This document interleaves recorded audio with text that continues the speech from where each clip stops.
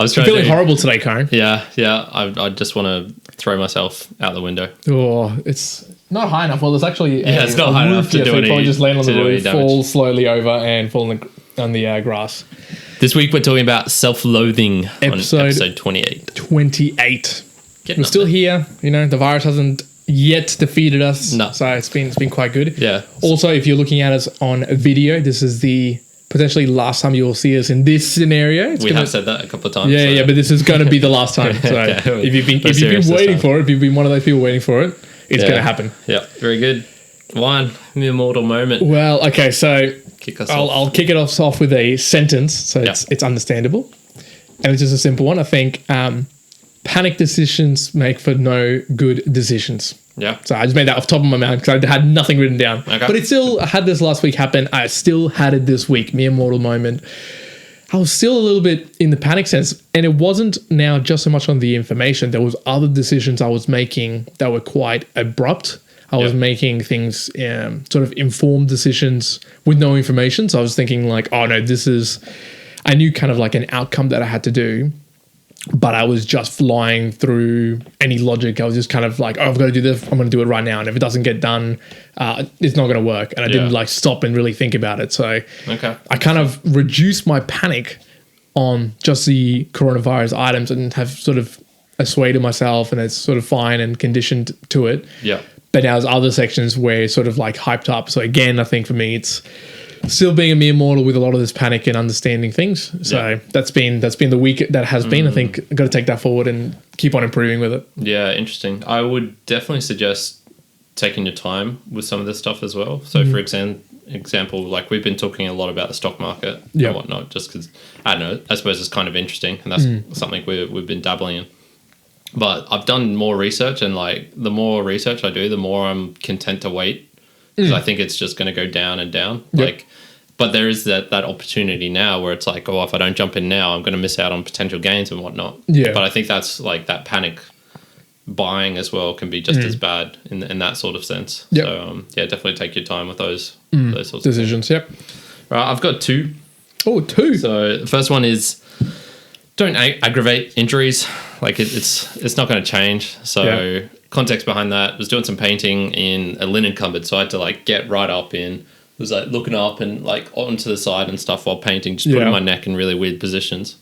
So I did that on a Tuesday, woke up on a Wednesday, and my neck was sore. I did a workout, but it was like a 5.5 out of 10 workout, like pretty crap. Painted again that afternoon, and I knew my neck was sore. I knew this was going to make it worse, and I still did it. When I suppose there was no rush for me to do it. It was more like I just want to get it done. Yeah. So basically, with the painting, you have to do one undercoat and then two coats of the gloss paint. And so I've still got one more painting session to go. Yeah. And so I'm now thinking like, okay, what can I put in place to stop myself from I guess not hurting myself, because I've hurt myself. I've had 3 days off exercise now, and I've still got one more to go. So instead of being like I was last time, which is like just get it out of the way, who cares how much it hurts, this time I'm going to be like, okay, no, I'll maybe only do like a half or a third of it, and that way I'll give my neck time to rest and whatnot, and so it won't affect the rest of my life. Good to hear. So with those injuries, like I totally get the idea of pushing forward and just going through it, and sort of even using whatever justification to be like, oh, it doesn't matter, I'll just do this anyway, or it's got to get done at some point, like blah blah blah. But no, there are ways of getting around it, managing around it. Yep, good. The second one, I suppose, is this, like your states of being can change pretty rapidly, and finding the meaning in both the positive, negative, and neutral as well. So 2 weeks ago, I was saying to my dad, like, you know what, I'm in a really good place right now. There's probably like the most content, calm I've ever been. And then just over this last week or two, just, lots of small niggling things, but which have the potential to turn into big things have been popping up in my life. And obviously with the coronavirus as well, that's not helping everything, because everything's sort of at like a little bit more tense. And I suppose it's just, these things change, and so you got to try and I suppose, find your positivity, whatever it is that helps you get through the day in all sorts of situations, not just when things are going great. Yeah. And look, and we'll get to the topic now, it's like self-loathing. And I think this is a good little segue because a lot of this things, like, us and a lot of people who listen to this, right? Mere mortals. There's a lot of things which we stuff up. Yep. And I think it's then very easy for us to then become quite, I guess, self-loathe in a way, because then we're not so, in your example where, you're not training now anymore. I'm not saying that you do this, but it's quite possible that people can start being self-loathing because all of a sudden you're now eating as normal, you're putting on weight, you're becoming fluffy, you're not training. And so you kind of feel a little bit like, oh, I'm horrible, I'm not doing this. And then they can just spiral out of control. Yeah, well, I guess like adding on to regret as well. So the regret and of that decision you made, which made things worse. Yeah. And then being like, oh man, I'm such an idiot, I'm so stupid, blah, blah, blah. So yeah. No, definitely. Okay, definitions. Do you have a definition for us? Nothing too crazy. Self obviously is me, so it's relating to you as I suppose like the conscious thing, thinking it. Yep. That's you. And loathing is to be hateful or displeasing, comes from the 14th century one. Ooh. And there was another word describing it, which I really liked and I rarely use, which is abhorrence. Abhorrence. Yeah. Very nice. I want to try and start using that in day-to-day life because I think it's cool. It's a good sounding word. I had a couple. So self-loathing, or I guess self-hatred, intense dislike of yourself, either by the way that you are presenting yourself or by the actions that you are taking. So there's some of that. I had this one though. Self-hatred is a characterization of humans who are judged to hold members of their apparent identity group to a higher standard of behavior than those not in that social group. Okay. So that was an interesting. It was a little bit more like sort of a grouping. So even though it was talking about self-hatred, it was more so in like in a group mentality, or if you're like categorizing yourselves in this section, then you're hating yourself because you're not in the upper echelon. So maybe if you're a low income earner, you're going to have hatred for upper income earners, I guess, from a self-hatred perspective. That's not really self-hatred though. I was thinking. I didn't think that either. I saw that definition. I was like, I was thinking more along the lines of, so like let's just say when you're taking on the sins of your forebears or whatnot. So say you're like a white guy in America, because that's where it seems to be the worst. That's where it'd be like you can, I suppose, like the real SJW liberal type would be like, okay, I hate my like identity, like I hate my white identity. I hate the sins that were committed by my grandparents. I'll take them upon myself. Yep. And then they also like include everyone who's white in that. So it's like, oh, you're white cis trash, whatever. Yeah. Because blah blah blah blah blah. And so I can see that sort of self-hatred being put into it if you're including it as a group. But I think that's pretty rare as well. I don't think that's... Yeah, I think it's common, but it's a good point. I mean, in essence, all sort of came out was, it's just like an underlying feeling that you're just not good enough. Or you're just not good for something else, like an action has occurred, something has happened, and you're reacting in a way that you go, okay, well, I'll turn back on myself and have that negative talk to myself and be like, oh, well, I didn't do this right. It was wrong. I'm horrible at this. And then you kind of... rather than sort of taking steps to go, okay, cool, what can I do from this and learn and keep going, you can kind of get stuck in I did this terribly, woe is me, and then you get stuck worse and worse and worse, and you just want to come out from that positiveness. Yeah. So, yeah, I think it's definitely more an individualized thing than something you'd extend to the group. Like, well, and I think that leads to the definition of it, right, of self. Because I can get the group thing and the discussion about it, but I think it's much more a self thing and getting yourself out of it. So, yeah. So what I sort of wanted to write down and sort of talk through was why to actually do it in the first place, or like what things you can do to sort of kind of move away from self-loathing. And I was thinking as we kind of go through this, we'll sort of talk about if you've done some of these things of how you've sort of gone away from them. Yeah. And then see what items you want to talk about as well. Yeah. My first one was, so reading through, learning how to say no can help with some of the self-loathing. Yeah. So this particular was more, the more you hate yourself, the more you will try to please and impress others, other people around you all the time.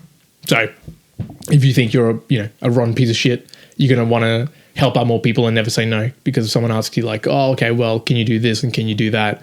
you're probably going to respond to, well, yeah, I will, because I want to be seen as a better person, as opposed to trying to say no. So I think the first one there would be like just learning to say no, or how to say no for a lot of times, to try to get away from just self-loathing and be like, okay, well, I'll just say yes to everything and that'll be fine.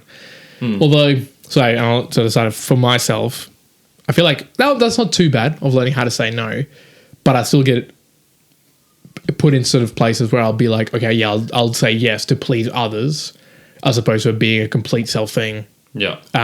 Where I sort of encounter it. Do you find like you have got any issues with that at all? Not per se right now. I think I've definitely tended to be, compared to where I used to be, I'd say I'd probably, a lot more, I suppose, self-confident. So where it's like, I don't particularly need the approval of others and whatnot. Yep. You know, that being said, like you can say that very easily, but proving that is very different as well. And it does creep in all the time. Yep. No, I wouldn't say that's something I particularly struggle with. Yep. Before we actually get onto, I suppose, like ways of fixing it, though, do you want to dive a bit more into like what it actually is and how we got it? Okay, so one of the things I was looking up, and so I was just doing like a bit of basic research on sort of YouTube and the net, and it seemed like it came down to like it if one doesn't feel like they are worthy, it creates like this anxiety that the world is permanently, imminently about to punish oneself, and that's sort of where I connected with myself to my past experience with that. And so I suppose it was like that sort of makes a lot of sense for why people self-harm, for example. So cutting of the wrists, and I think a lot of people who are anorexic and that, like going along those extreme body modifications, or hurting themselves, it sort of makes sense, because if they don't feel like they're worthy, and they feel like they need to get punished, or like if you're not worthy, you're going to get punished, sort of thing. And I suppose they do that punishment as a way of like getting it out of the way, or having some sort of control over it. And so that actually like clicked in my mind. It was like, oh yeah, you know what, I could actually understand that, because I never really understood like why you'd cut yourself, for example, how that is beneficial. But because a lot of people who do that, I've heard some videos and stuff saying like it reduces the anxiety, but they didn't particularly say why. Like it made them feel good, that's why they do it. And so I think that was one of the ways like they reduce that anxiety, is like, okay, they're going to get punished, so if they do it to themselves, they have some sort of control over it. It's not the world coming to get them. It's not their like abusive dad or shit co-workers or whatever. So that actually made a lot of sense to me, that sort of sense of that's why people would self-harm, for example, because it's about worthiness and then like punishment coming from that. Well, I sort of think about it because I think you become an individual might be self-loathing. An action will happen, something will happen to someone or an event, and you will want to react in a particular way. So I'm thinking, something bad happens, and maybe it was your fault, perhaps, and you can go through probably say two different paths. One, you could go down the path of you kind of take it on as a learning, and you go, okay, I understand, cool, I'll take the ownership of it, understand what the downsides are, what's the upsides, and then move on from it. Or I guess in the opposite way, you can self-loathe and kind of take it on and be like, okay, well, yeah, I'm terrible, I did this so wrong. And then all of a sudden turn into this self-loathing where you want to, as you were saying, sort of harm yourself to some degree, because you feel like punishing yourself will result in some sort of like, okay, well, I did this wrong, but I've punished myself, so now I'm okay. So I think you can get down to that level of self-loathing, but it's quite hard to not sort of that first instinctive reaction is going to be to do some self-loathing. So some of the things I was reading into was, consciously inner voices naturally sort of react in that way on, oh, you've done something wrong. Okay, well, I'll go into my shell and, I'll take it out on me. Getting to that point almost, like that Jocko style or other ways where it's kind of like rising really above it all and being like, cool, it was just an action. It's not as an individual as me, and I'll just work through it. I think in occurrences, I've had that. Yeah. But quite often I've been much more of like, oh, I've done this wrong.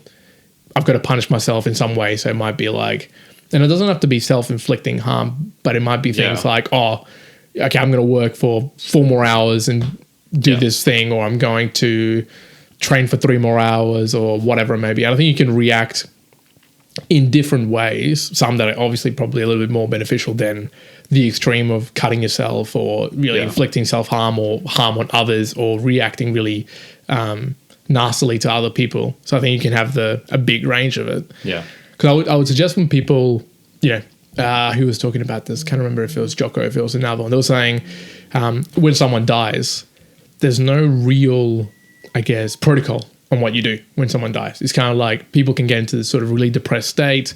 Yeah. They can be self-loathing because perhaps you didn't spend enough time, or, if someone dies and it was your fault, you can get really, really depressed and self-loathe yourself and whatever else. Yeah. He was talking about, well, there should be a protocol that you uptake and be like, you've got to run 5 kilometers straight away the next morning and do something else, some kind, just to kind of punishing yourself in an exercise way, but it is sort of that endorphin release, and the way that maybe mentality wise, you'd be like, okay, well, I've put myself through some strenuous things to kind of, from what I've just been through and thought so, it might make me feel a little bit better, and I can move on from that particular action. Yeah. So, yeah, it's interesting. I mean, that one I'd say would be sort of dangerous in the sense like maybe it'd be good for a short-term solution, that sort of thing. But I think if you're punishing, if you're doing something to punish yourself in that way over the long term, I could see that being a negative thing. So imagine it's, that would potentially help in, say, like the first 6 months. So let's give some concrete examples. So say it was, and we'll start off with something easy. So say, I went to work and I promised someone I'd do something. I forgot about it, and it ended up costing the company, $5,000 or something. Yeah. You'd feel kind of shit for that, for sure. And you might, do something like that. Say like, you know what, I'm going to show up to work next day and half an hour early for the next like month or something. But if you did that for say, 3 years, and you're showing up half an hour early every single day, and you're hating it because you're there for an extra half an hour or whatever. Yeah. And I think the amount of self-loathing you feel would depend on the situation, the severity of what happened, and it usually is about something that happened. So I just gave a pretty easy example. You give even easier ones of, leaving the keys at work or at home or something, and you were promising to give it to someone. Yep. More extreme, like you were saying, of someone dying close to you, and you feel that. And then you could even go to the extreme of saying like, oh, you were texting on your phone while driving and you hit and run and killed a small child. Yeah. And that sort of level, you could see like, okay, that would obviously probably change you forever. Like that's not something that's going to go away. Yeah. So I suppose it's like, it depends on what level it happens as well. And with those self-punishment things you're saying, sometimes it can be good, but I would say probably over the long term, like that. Yeah, so I'll give you another example, and it'll be interesting to get your take on this, because I've experienced all 3 of this particular scenario. So one would be, I'm finishing a long day of work or something. Perhaps I haven't been on top of my game. I've been annoying some people. I have backlash to other people that I haven't been going along with. Yeah. And I'm training, say, in the afternoon, just a training session. There are 3 different ways that I've come across it before. One is I go in there and I'm just full of I'm going to absolutely destroy myself in this gym session because it'll make me feel good, kind of like you're releasing tension. But in this context, there's a little bit of self-loathing as well, because you kind of I'm annoyed at myself that I did all this stuff today. I'm just going to get in here and be really painful and it'll feel better. Yeah. Which that's kind of the short term. So it's good for a little bit, but you can't be doing that always to for sure, to release it, right? The second one is I've gone in for a session and still feel annoyed about the day, but because I'm really caught up by it, I'll not train very well. It'll be a 3 out of 10 session, so and then I'll be even worse. I'll be so annoyed that I have such a horrible session. Yeah. Whatever. And the third one would be I've gone in there and be okay, I understand it was a crap day, kind of a little release, and then you train sort of happy being, that sort of mindset where, I'm glad I'm able to do this, and then you're really happy about it and you train through. Yeah. So I think definitely I hate that second one in terms of going in there and having a really bad session. Yeah, obviously, yeah. But see, personally, I feel like sometimes that first one where you can go in and you're angry, that sometimes results in really good sessions. And perhaps because it is a gym and you should have a bit of aggression to have a good session. Yeah. But to me, it still feels like that in the short term is okay. But in the long term, it's that last one that's going to be really probably the way people want to be going. Do you reckon you feel that? Or you've experienced that? Or would you agree that those sort of scenarios, you'd want that third one where you're trying to sort of appease it away and move towards more gratitude and... Yeah, I suppose that neutrality one would... I suppose... Yeah, I mean, it depends. Depends where you're at. Like, depends on the context. If it's a one-off thing, like, yeah, just go for it and use that, I suppose, negativeness as a fuel. Yeah. But yeah, I'd say like that's probably if you take a step back and be like, okay, so you're using the negativeness as a fuel source. The second option you gave was where it's like depleting your energy, and the third one is where you're sort of staying constant and it's not affecting you in any way. Yeah, obviously you want to avoid number 2 if you can. Yeah. But, I just, for me, I'd say like using negativity as a fuel to push you on can only take you so far, and then you're gonna there's going to become a point where exactly yeah. So because some of the other ones that I listed out, so they're not so much solutions, but they are, I guess, reasons why people can self-loathe. And then there's things behind it. Do you have other reasons why you think self-loathing, or any other points you want to raise? Yeah, I got some, but you go first. And okay, we'll get to them later. So I was saying, first one I was saying was learn how to say no. The second one was just self-pitying all the damn time. So this can, I think, lead to a lot of self-loathing. So this one was more around all those superficial, self-pleasing habits. So if you all of a sudden are saying like, oh, had a terrible day, I'm going to eat a whole chocolate cake. It's going to make me feel better. Yeah. I think when people do that, that's where it sort of leads to this self-loathing, because you do that again and again and again. And it all becomes habitually you're self-pitying yourself. Yeah. To all the point that you'll just be loathing maybe your body size or your health or your studies, because all of a sudden you've been trying to gratify yourself for, the tiniest little thing that may go wrong. Yeah. And then I think this is probably, so of those 3 experiences I talked about, this is kind of like the fourth one where something terrible might happen, or say you lose a race or whatever, then you'll be like, okay, I'll reward myself with something because I'm self-pitying. And if you repeatedly take that action, all of a sudden it's a habit, and you're going to, there's going to come a point where you're going to be like, I've been doing this repeatedly now to the point that you can't really stop, and you're going to hate yourself for it. And I think that can lead to a lot of self-loathing. Yeah. I think, I'm trying to think for myself, I reckon I do this quite a bit with training in particular. So if I don't train how I want to train, I'll pity myself and be like, oh, I didn't get the training. I'm going to give up something else so I can go and get that right training session. But in doing that, I'll maybe sacrifice other things that I was planning, and all of a sudden that'll sort of spin through a couple of weeks, and I'll be like, oh, I didn't get all this other stuff that I wanted to get done because I was too annoyed about these sessions or whatever else. Yeah. So I'm like, okay, I can see that that could materialize to self-loathing for me, because I do that quite a bit. Yeah. I don't know if you experience, do you think you experience that much at all? So like the self-pity that can lead to self-loathing? Bits and pieces. Bits and pieces, yeah. Yep. I don't have enough of an example to give you there. So. Yeah. The other one I had is exposing the hate. So usually the thing you hate most about yourself are the things you hide from the rest of the world. So this one was an interesting one, because I'm just thinking about it from a couple of years ago, where you might have deficiencies in the way that you act or who you are, or you might not be a good runner, or you might not be very good at maths, something like that. So you will tend to hide that sort of side of you because you're scared of people seeing it. But in turn, you can self-loathe about it because you know that you're not terrific at it, or public speaking and the like. And so you can in private be like really annoyed about that. Yeah. But you're not really speaking about it. You're not really trying to improve it. You're not really doing anything. So that can lead to a lot of self-loathing.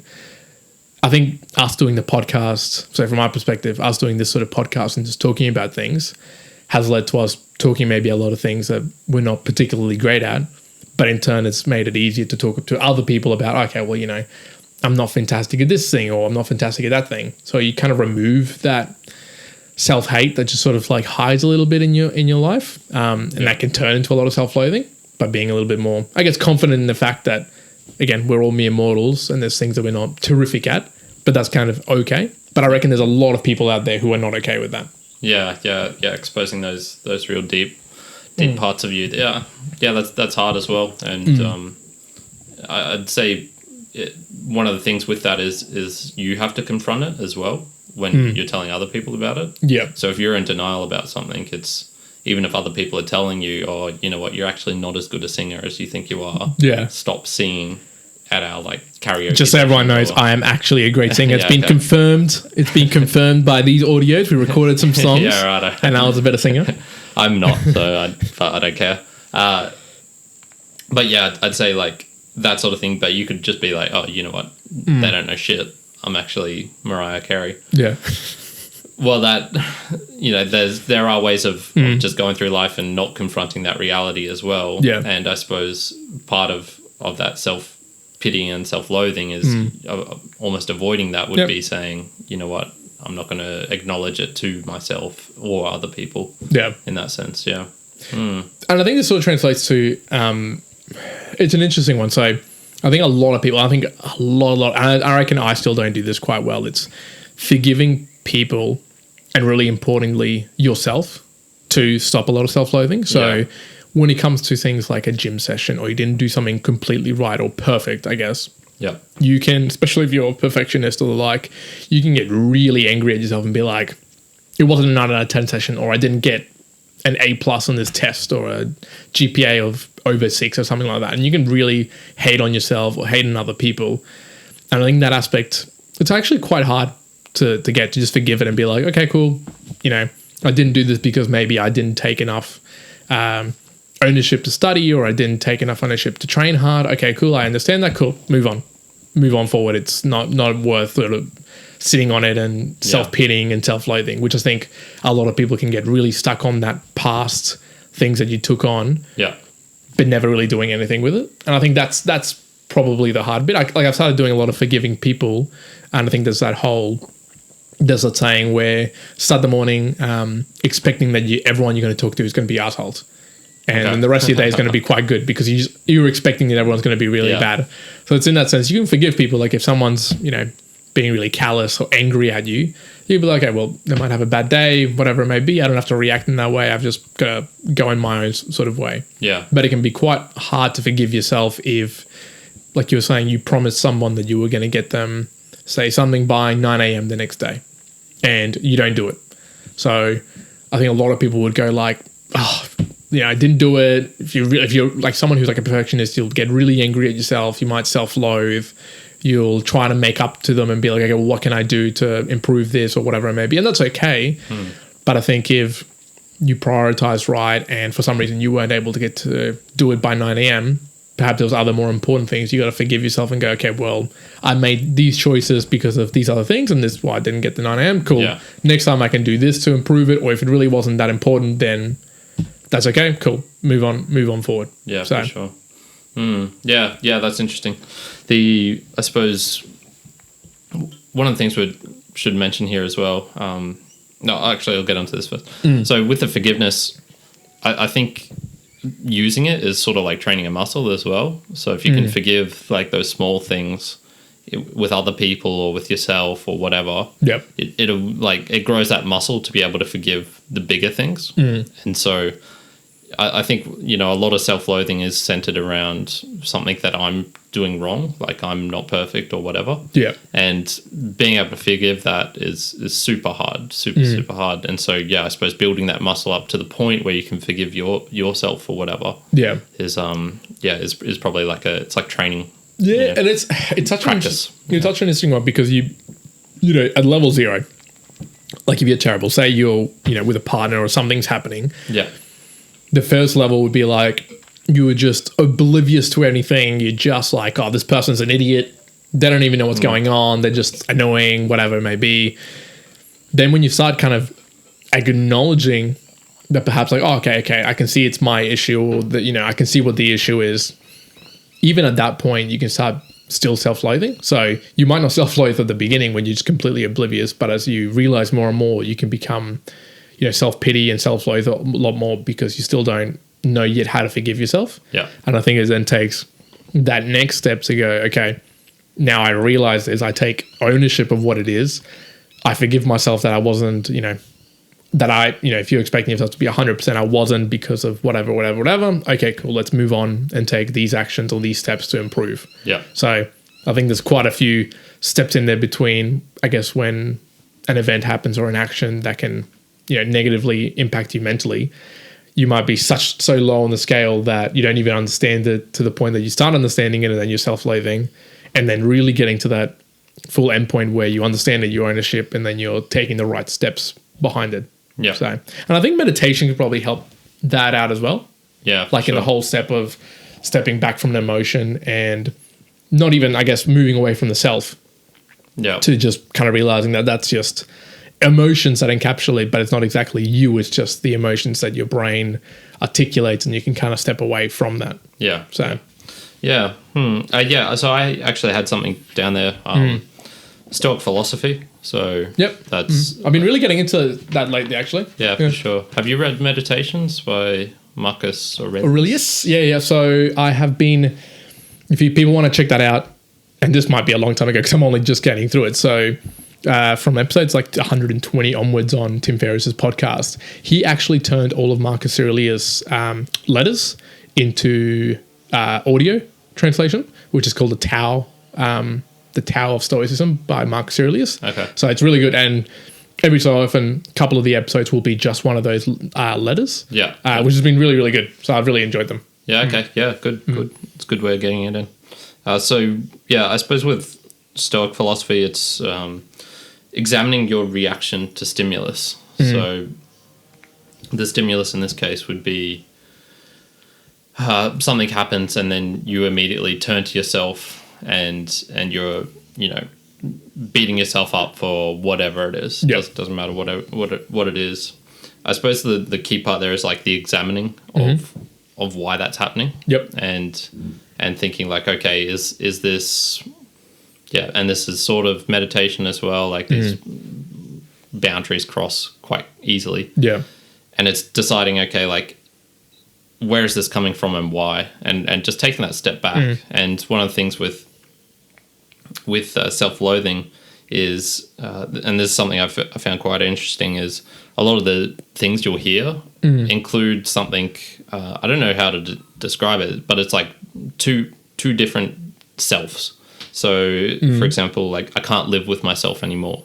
That sort of implies that there's two different people there, right? Like, it's like me, I can't live with myself. So, I hate myself. Like, I'm a piece of shit or whatever. Like, it's all... It's almost like implying that there's two people in there. And it's sort of asking, like, how is that possible? And meditation, I think, would be one of those things that lets you step back and, whatever way you want to meditate, like, there's plenty of different ways, but I think most of them all get to the point where it's like you're trying to examine your inwards and find what's to be found in there. And you're almost certainly not going to find two different people unless you're bipolar. Yeah.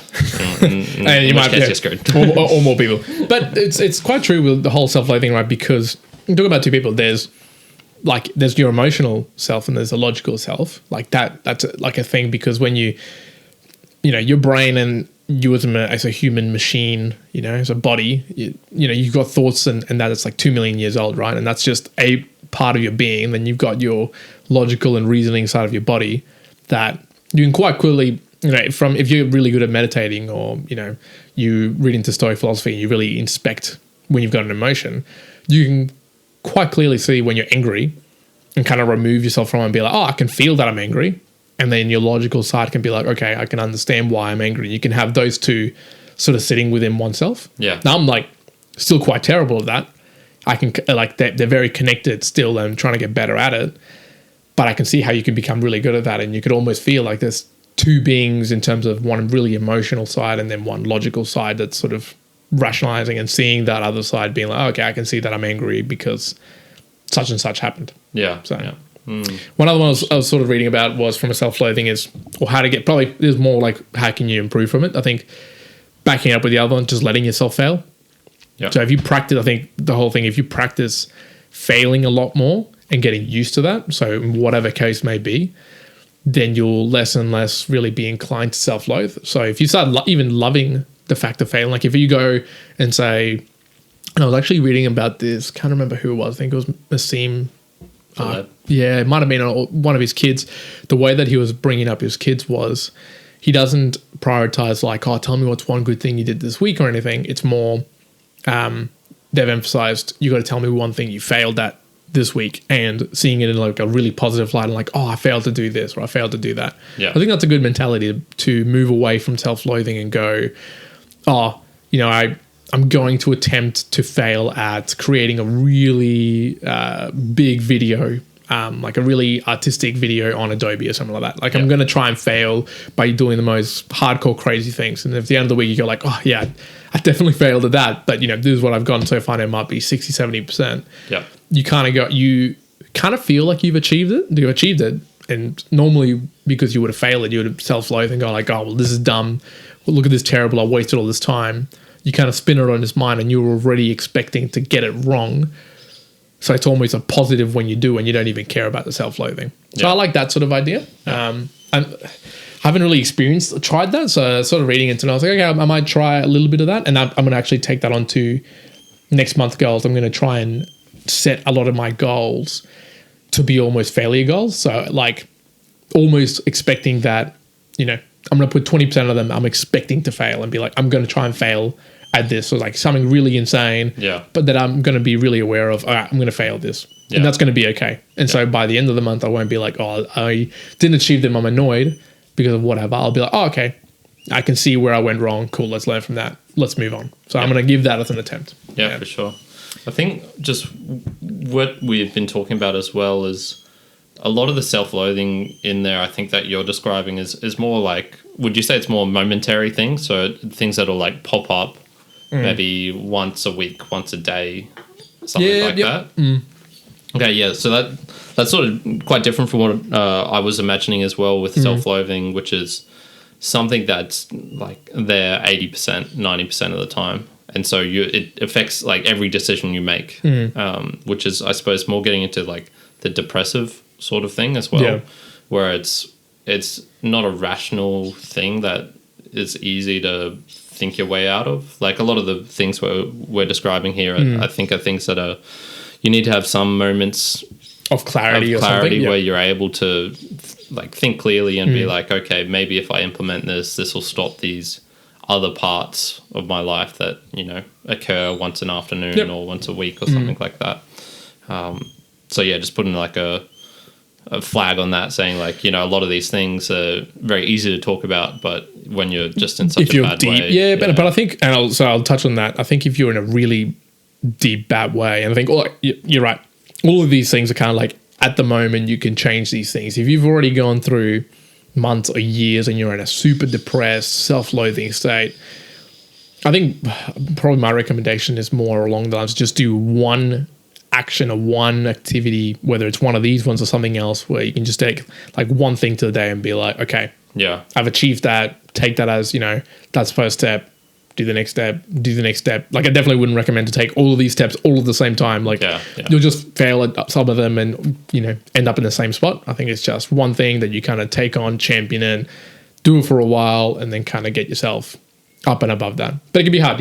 I'm definitely not saying that all of these are, you know, simple and honky dory to do, because no, not at all. I think even us, we've gone through self-loathing stages for sure, and you know, we've had a pretty fortunate life.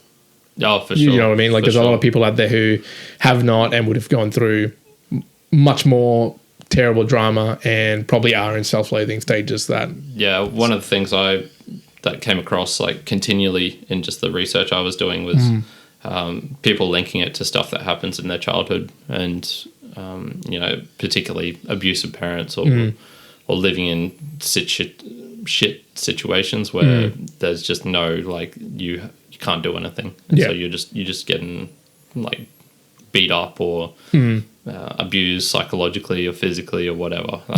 And you know, neither of us have had that.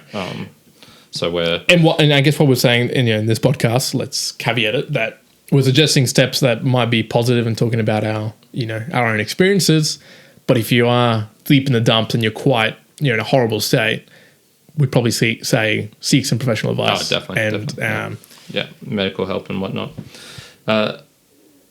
Couple other things. So there's some sort of advice that I saw that I thought probably is, I'd say bad advice. Like just comparing it to where I used to be in that sense of really being down the dumps. Yep. I don't think would help. So one of them is get rid of social media. So that one came up quite a lot. And I think, that's one of the ones that, might be good short term in the sense that you're going to stop comparing yourself to like ideals. So say there's like, amazingly beautiful women or men, which is usually what is sort of centered around, or people like flashing their wealth or whatever. And you're comparing yourself to like these ideals, or what in your mind is an ideal. And so you think like, oh, if I just get rid of social media, that's going to be a solution. Yeah. A good, probably, short-term fix. But I think in the long term, and this is something I had to do, was address why you had those feelings in the first place. Yeah, exactly. Because you're going to see people in real life, like, you can get rid of social media, but if you're in the city and you see someone in a Lamborghini, or, someone very pretty, or whatever, you can't go to a bar or a club because whatever, name your the reason. The thing that's making you feel bad. You have to address that, not the platform that it's being delivered to you on. So that one I was sort of, could be good, but also you probably need to address why it is that it's it just sounds like it's something that could help you moving away from that, to understand what it is. But it just like there's a core problem, and social platforms just amplify that problem. So whether it's there or not, you still have that problem that you got to address in some ways. Self-love, there was a lot of that being chucked around as well, and particularly with that saying like nothing is intrinsically wrong. So I think what they were trying to get at there was saying, so you're beating yourself up because you have this defect within you. So whether that be like, physical, you've got a mole on your face or something, and so you hate yourself for that. You think everyone's focusing on you because of that, or it's something you've done in the past, or something you continue to do, or whatever it is. And they're saying like, no, so have self-love, tell yourself nothing is intrinsically wrong. That's another one where I'd be like, I think it's probably more useful to accept that you've got something wrong. And look, I'll touch this because the next point is, I think both your negative self-talk, but also your positive self-talk is just bullshit. And it can lead to some really dangerous bits. And I'll give you... That was the other thing I had. Because I think I went down a path of, okay, be super positive about things. Be super, super duper positive. But what I was finding that I was doing was I was getting really positive and I could be really happy. But then there would be also times that I could be really negative and go down the other scale. So I could be up the scale and down the scale and not really ever neutral about things. So I think it can be dangerous because just as you tell yourself the really negative things about yourself, like, you're self-loathing, I'm terrible at running, I'm terrible at all this, and it can be completely untrue. You could also be telling yourself really highly positive things like, well, I'm the best speaker at this, I can do this, I can do whatever. Yeah, a bit of self-love, but that's also quite crap and not really true. I think you're probably better off being at a level of neutrality, of just realistic about what it is that's happening in the world, as opposed to being super negative and super positive. That sort of wavelength I think can be really dangerous. It can sort of aid you going in a really happy place and then a really negative place, and you can get over things really quickly. So you might get yourself a car and be incredibly happy about it, and then all of a sudden you'll be really negative if it crashes, or self-loathe yourself or whatever it may be, as opposed to being neutral and be like, cool, I've got a car, it does this, I can do this. Maybe it is something that you want a Lamborghini. Cool, you've got a Lamborghini, but you're not going to all of a sudden be hating yourself if you have to drive a Hyundai or something like that. So I think being realistic with a lot of things can help out. So I understand the self-love bit, but I would probably say I'd probably go a little bit against it and say just be realistic about the scenario. Yeah, for sure. Yeah, totally agreed. One of the things that I think, and I don't have many strong thoughts on stuff that on teaching in particular, just because one, I don't have kids, and two, I haven't looked into it long enough.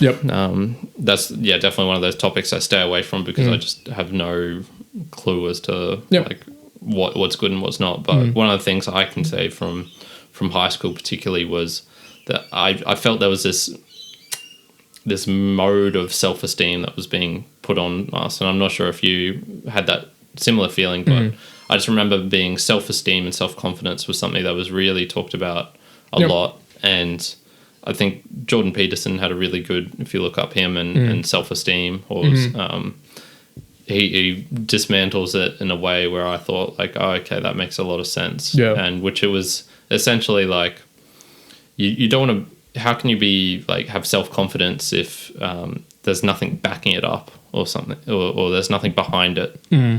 And similar, like what we're saying, like accept yourself for your faults or whatever. Okay, that's all right, but you know, there are some faults that you can fix as well. So say you're like really fat or something and you're feeling really bad about that. Yeah.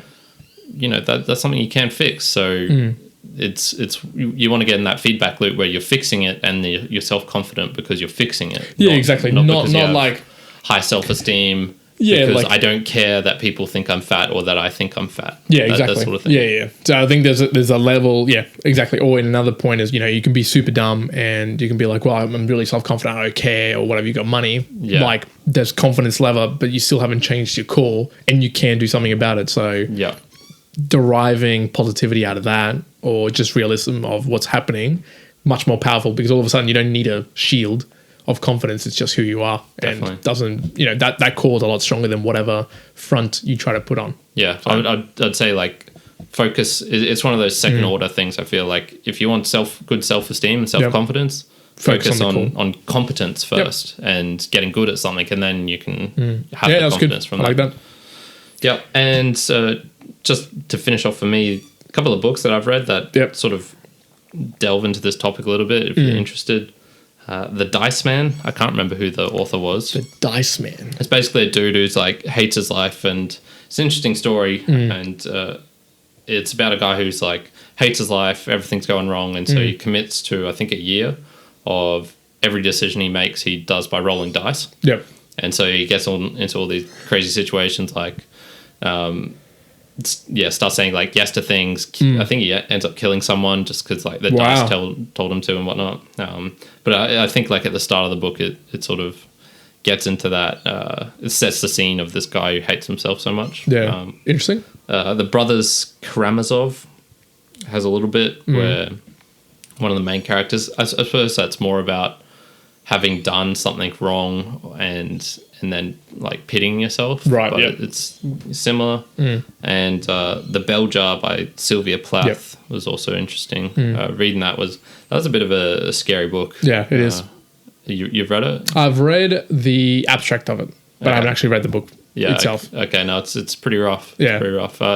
That's a bit of a different one because that's more like, you know, she has like an okay life, but it goes to shit. And then it's made worse by people doing like I think she actually got electroshock therapy as a the means to try to get improved. Yeah, and that that's like included in the book as well. It's a fictional book, but rough stuff. Rough stuff indeed. That. My only last thing that I've got, just in terms of self-loathing, and I'll wrap it up after that, is just have perspective. How you can do that? Just think about what a 4-year-old would say.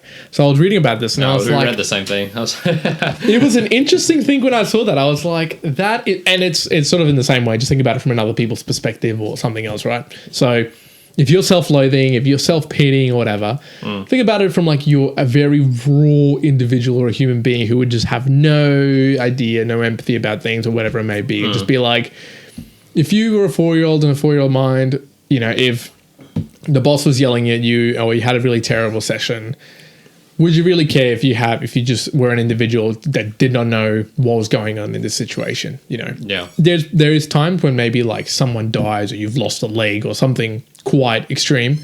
Yes, understandable. Put other actions in place that you can improve from that. But if it's simply like, you know, they didn't have my favorite ice cream, and you go home and you go and eat like a 2-liter tub of another ice cream, right? Just think about it from another perspective and be like, if I was a kid, would I actually care the fact that there wasn't another ice cream and I could just get another ice cream and get it smaller. Nah, you wouldn't. You just get another ice cream and just eat a little bit and that's fine. You don't have to go and eat 2 liters of another ice cream or some crazy thing like that. Dude, you're so full of shit. You have no idea about kids, because if that was me, I would definitely be eating the 2 liters of it. Jeez. But I think the whole point of that was just think about it from another perspective, and a perspective of someone who isn't as aware or as sort of built into the situation as you are. So if you weren't in that situation, think about someone else. And that I think comes directly to meditation, because that's what you would do, try to step away from your emotional being in terms of, if someone's yelling at you, your natural reaction, fight or flight, might be like, I'm going to yell back, or I'm going to cry, I'm going to run away. You're going to do something like that. Or if you're quite good at it and you can try and achieve this, you can kind of step back and be like, I can see why that individual's reacting like that. Maybe you don't even know why, but it's like, he's reacting like that, I'm going to react this way, even though I can feel that I want to react in a different way. All of those things I think can help from in a self-loathing perspective. But it's a hard thing. This one's like a really hard one, because I think it just takes a long time to understand your emotions. And I think you'd need years and years to be able to. For me, meditation's always been a retroactive thing. So it's like something I look at after an event. The event happens. Like, okay, like I could have handled it in this way. Or I could have thought about it in this way. And I think it makes me think about that's probably why, you think when you're wiser, when you're older and all this sort of stuff, like it's, if I was trying to say like, is there a 20-year-old out there that just doesn't self-loathe themselves at all? I would find it very hard to believe that there's no 20-year-old or, younger individual out there who hasn't experienced self-loathing or doesn't go through it in a day-to-day scenario, because you'd have to have such amount of years of just understanding yourself, learning about yourself, and being able to control your body in a way that you can react to things in certain ways. So I think if you listen to this, I think it probably has impacted at least everyone who's listening to this. So don't lie. Do not lie. Very good. That's all I had for the self-loathing aspect. Is there anything else you want to share? Nah. Good. I smashed it. Fitness challenge. While we're here. I've hurt myself this week, so... Nothing for you. Well, I have trained a little bit, but it hasn't been anywhere near close for points. I did try muscle ups for a bit. I was able to do some continuous sets of 3. So that's still many reps away from what I've got to be doing. So I haven't come close to any. As we all know, with the coronavirus, we're not able to do gym workouts, which is quite sad. But sad for you. We move on. Sad for you. Okay for me, because most of my stuff isn't related to be honest, I've been enjoying training outdoors, and good, I was listening to music or podcasts sometimes, but this morning I was training, and halfway through I just kind of took it off and just trained with like birds and noises. It was awesome. It was just good to just have nature around me, sort of sun coming up. It was like, really good. So I enjoyed that. Yeah, me too. It's so look, I don't know how it's going to impact our fitness challenge. We'll see how it goes as it progresses, but I think I'm going to be all right. I'm worried about you, though. We'll see how we pick it up. Anyways, that is all from us for now. If you haven't subscribed to us, start thinking about it, because you've been listening to 28 episodes and you haven't subscribed so far. Shame on you. Do it. Find us on YouTube, Facebook, Instagram, TikTok, LinkedIn sometimes, if we can figure it out. A couple new things coming on the way. We've been saying this a while, but by next weekend, we will have a new look to this podcast, so stay in tune. There's going to be more stuff. 29, we're not full of shit. We're not full of shit. Yeah, that'll just be it. Or if we're still here, it'll be full of shit. That'll be the episode. All right, that's all from me. Juan out. Kyrin out.